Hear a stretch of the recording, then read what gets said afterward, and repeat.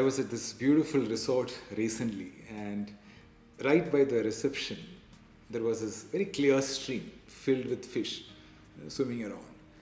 I was drawn to it. I sat down there and it watched them for a while. All of a sudden, dozens of fish, I mean, easily 50 plus or even more than that, they zoomed towards me. And in my head, I was like, wow, cool. I think my energy is attracting them, good vibes. My friend was with me. He burst my ego. He said, they probably think you are the guy who feeds them.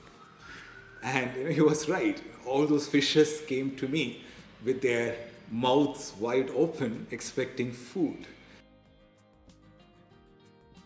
And I had nothing to offer, no fish food, nothing. I'm sure they were disappointed.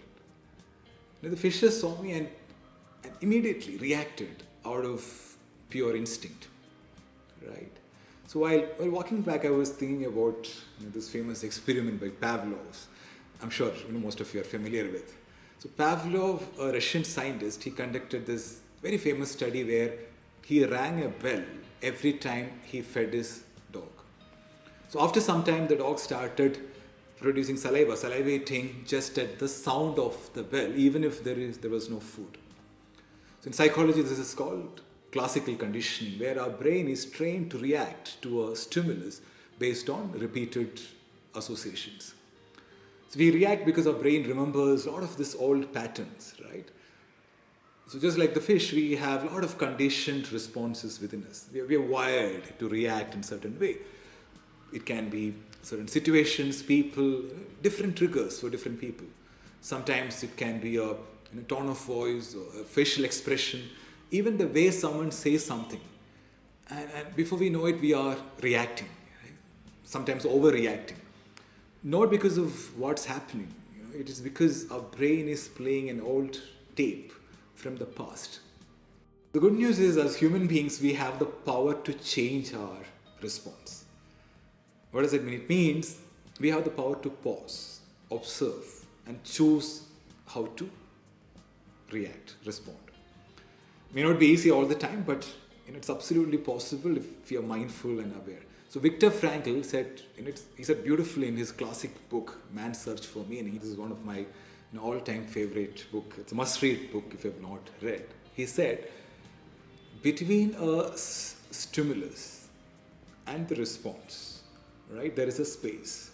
And in that space is our power to choose our response. And says, in our response lies our growth and our freedom. So next time someone hits your emotional bell, pause, breathe, and choose your response wisely. We have that power. There's one more very interesting lesson I learned from this incident. Science says fish have a pretty short memory span, right? Goldfish memory. Some says it's just a few seconds. Whatever the case, they don't hold on to things. They forget it in no time. So fish came to me with hope, right? He didn't get food, disappointed, went back. Period. Chapter closed. In the next minute, they were happy, peacefully again moving around. No grudges, no overthinking, no late night thinking. What did I do wrong? No negative spiral. You'll not carry that disappointment to the next day, right? Like us. It will not post on Facebook. They will not put a status, never trust a human again. Right? But we are experts at replaying things. We hold on to disappointment, guilt, anger. The fancy word is emotional baggage.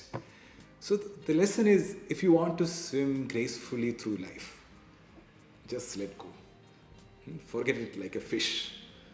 Just swim forward. Don't stay stuck in one moment of disappointment.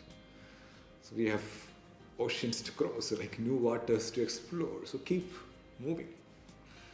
So this is my fish philosophy. Thank you so much for watching. I am Sreejith Krishnan. Stay happy, stay healthy, and stay kind.